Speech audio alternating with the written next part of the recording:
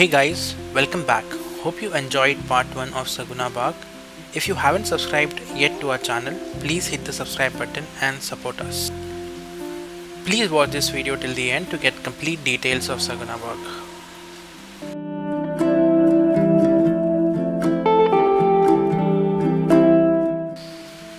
Lunch तुमच्या पॅकेजमध्ये include असणार. चला पाहूया काय काय भेटेल आपल्या लंचमध्ये.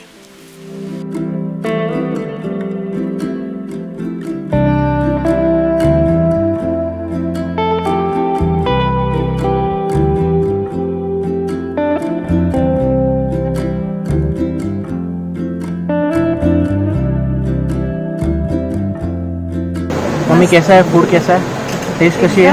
टेस्टी आहे आणि साधा सिंपल आणि मस्त जेवण आहे. अगदी घरी जेवल्यासारखं वाटतं.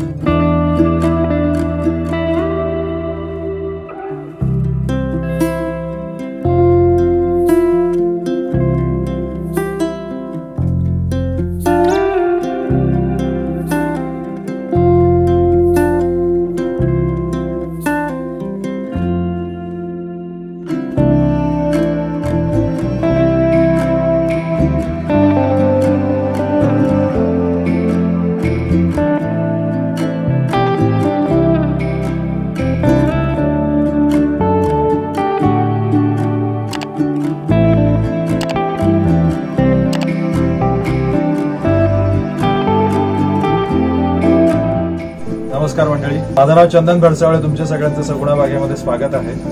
आणि आपला हा जो सगळं शेत आहे हे सगळं शेत आहे, म्हणजे जी प्रॉपर्टी आहे सगळी फार्म आहे, ॲग्रिकल्चरल फार्म आहे. आणि ही आपली 55 एकर्स ऑफ ॲग्रिकल्चरल फार्म आहे. आपल्याकडे वेगवेगळ्या ॲक्टिव्हिटीज होतात, जसे की ॲग्रिकल्चर मेन ॲक्टिव्हिटी आहे आपल्याकडे, जे पारंपरिक म्हणजे जसं की ट्रेडिशनल फार्मिंग जे आहे ते आपल्याकडे 30-35 एकरामध्ये होतं. त्याच्यामध्ये आपण तांदूळ घेतो, भुईमूग घेतो, सोयाबीन घेतो, आपण वेगवेगळ्या भाज्या लावतो ज्या ट्रेडिशनली इकडे ग्रो होतात, त्या सगळ्या आपल्याकडे होतात. याच्या व्यतिरिक्त आपण इकडे आपल्याकडे हॉर्टिकल्चर आहे मोठ्या प्रमाणामध्ये. आपल्याकडे आंबा, चिक्कू, पेरू, फणस, केळी अशी वेगवेगळ्या प्रकारची फळं होतात. आणि ॲग्रिकल्चरच्या बरोबर आपल्याकडे मत्स्यशेती आहे. आपल्याकडे 6 तलाव आहेत. त्या 6 तलावांमध्ये आपल्याकडे rohu, catla, tilapia, grass carp, silver carp अशा प्रकारचे मासे आहेत. त्याच्यानंतर आपण आपल्या इकडे वनशेती करतो. वनशेतीमध्ये आपल्याकडे वेगवेगळ्या प्रकारचे बांबू आहेत, ॲकेशियाची झाडं आहेत. त्याच्यानंतर आपल्याकडे मोठ्या प्रमाणात आपण निलगिरी लावलेली आहे. सो आपल्याकडे जेवढं तुम्ही फर्निचर बघता हे सगळं बरंचसं फर्निचर हे आपल्या इकडच्या ज्या वेगवेगळे आपल्याकडे जे वेगवेगळे झाडं तयार होतात त्या वेगवेगळ्या झाडांपासून आपण हार्वेस्ट करून ते वूड हार्वेस्ट करतो. आणि आपल्या इकडचेच जे आपले काही आपल्याकडे कार्पेंटर्स आहेत ते आपले कार्पेंटर्स त्याच्यामध्ये त्याची फर्निचर वगैरे बनवतात. सो आपल्याकडे अशा प्रकारची म्हणजे वेगवेगळ्या प्रकारचं ॲग्रो फॉरेस्ट्री आहे. ॲग्रो फॉरेस्ट्रीच्या नंतर आपल्याकडे डेअरी आहे. Dairy is our oldest department. Saguna dairy नाव आपलं अगोदर होतं, म्हणजे प्री इंडिपेंडन्स नाव सगुणा डेअरी होतं. त्याच्यानंतर आपण शेती करायला लागल्यानंतर म्हणजे सगुणा बाग झाला. ऑलमोस्ट 1955 किंवा 60च्या टायमाला ते आपण सगुणा बाग झालं. सो अशा प्रकारे आपल्याकडे वेगवेगळे, आणि ज्याच्यामध्ये आता तुम्ही सगळेजण आलेले आहात that is agro tourism. Agro टुरिझमचे आपण पायनियर्स आहोत. 1985 पासून आपल्याकडे लोक येतात. प्री ॲग्रो टुरिझम आपल्याकडे आपण हे सगळ्या गोष्टी चालूच होत्या, पण त्याच्याचबरोबर आपण स्नेक व्हेनम एक्स्ट्रॅक्शन करायचो, त्याला मिल्किंग ऑफ स्नेक असं म्हणतात. सो ते बघण्यासाठी आपल्याकडे बरेचसे पर्यटक यायला लागले. आणि त्याच्यानंतर मग ते पर्यटक हळूहळू स्नेक डेमॉन्स्ट्रेशन त्यांना थोडंफार झालं, सांगितलं की स्नेक किती चांगले, की त्याच्यानंतर मग माणसं मग आता हे झाड कोणचं लावलंय, ते काय केलंय, अशा प्रकारे आपल्याकडे पाहुणे यायला लागले. सो सिन्स 85 आपल्याकडे आता now we don't do it anymore, आपण आता नाही करत स्नेकचं हे, पण आपल्याकडे आता मोठ्या प्रमाणामध्ये पर्यटक येतात. आणि हे सगळं शेती, कारण आपलं कसं रिसॉर्ट नाही आहे फक्त आपल्याकडे, म्हणजे फक्त येऊन रूममध्ये राहा आणि तसं नाही आहे. माणसं येऊन दिवसभर ॲक्टिव्हिटी करतात. तुम्ही जसं बघितलं सगळ्या वेगवेगळ्या प्रकारची लहान मुलं वेगवेगळ्या ॲक्टिव्हिटीमध्ये इन्व्हॉल्व्ह होतात. तुम्ही ॲग्रिकल्चरमध्ये इन्व्हॉल्व्ह होऊ शकता. सो अशा वेगवेगळ्या प्रकारच्या ॲक्टिव्हिटीज आहेत. So it's a leisure learning, म्हणजे it's not only leisure, it's not only learning, it's a leisure learning activity. So that is agro tourism. आपण इकडे ॲग्रो टुरिझम करतो. आणि हे आपण आता नवीन रूम्स बांधलेले आहेत, जसे आपलं तुम्ही वेगवेगळ्या cottage, pond house, mud house, dormitory, row house असे जे वेगवेगळे आहेत, तसं आपल्याकडे हे आता नवीन आपण प्रीमियम पॉन्ड हाऊस बांधलं. तर मी तुम्हाला दाखवतो. आपण तलाव आहे पलीकडे, तलावावरतीच केलेले आहेत आणि ही 6 आहेत आपल्याकडे.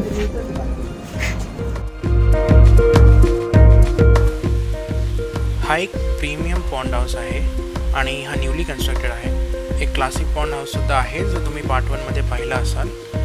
So if you haven't watch part 1 eight तर नक्की जाऊन पार्ट 1 पहा. याचे सर्व डिटेल्स तुम्हाला सगुना बागच्या वेबसाईटवर मिळतील. वेबसाईटची लिंक डिस्क्रिप्शन बॉक्समध्ये घातलेली आहे.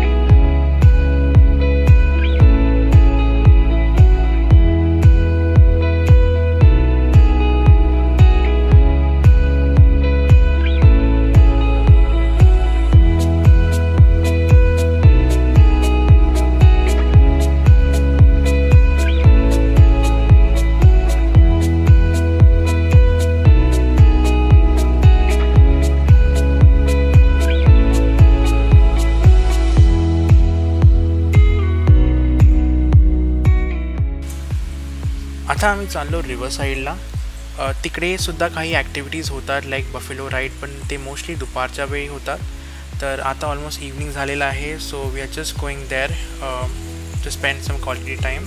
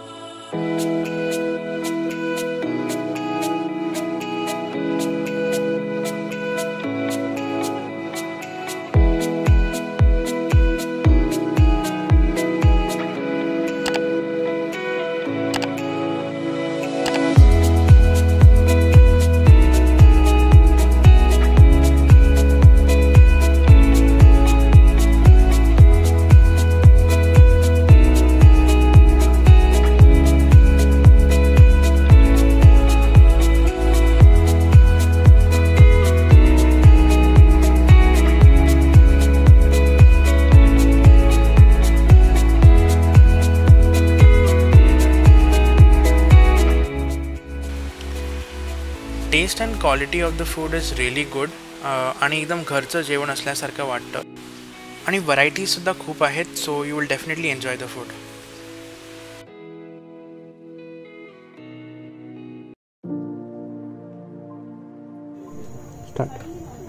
तांदळाची भाकरी, पापड, कोथिंबीर वडी, सॅलड, वांग्याची भाजी, मुगाची भाजी, ठेचा, लोणचं, शेवयाची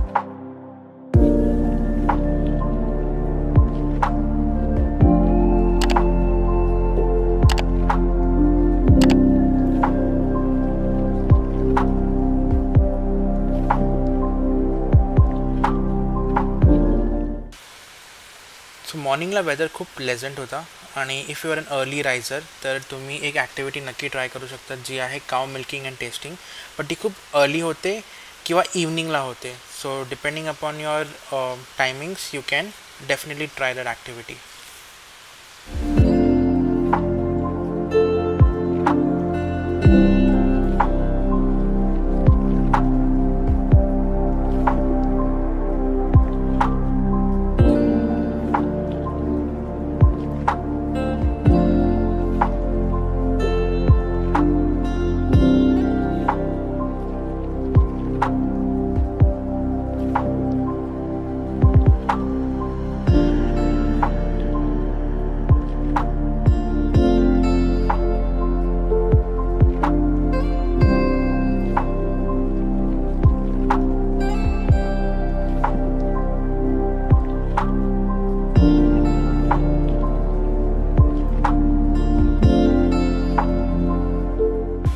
ज्यांना सकाळ सकाळ चहा लागते त्यांच्यासाठी चहा अवेलेबल असतो.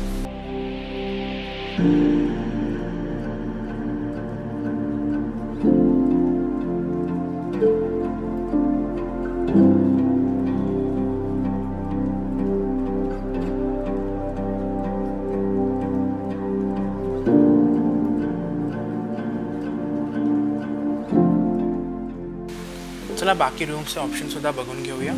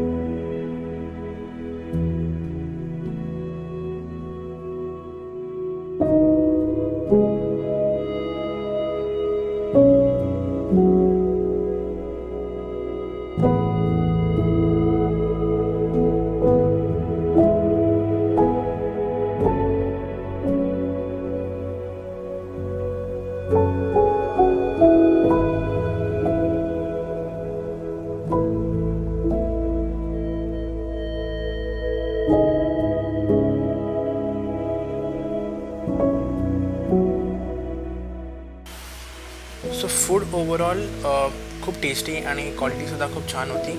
In case you are a non veg lover आणि तुम्हाला नॉनव्हेज हवं असेल तर तुम्हाला तेही भेटू शकतं. ते तुम्हाला किलोप्रमाणे ऑर्डर करावं लागतं आणि ते तुम्हाला प्रायर इंटिमेट करावं लागतं त्यांना. Like for example for lunch you have to inform them in morning.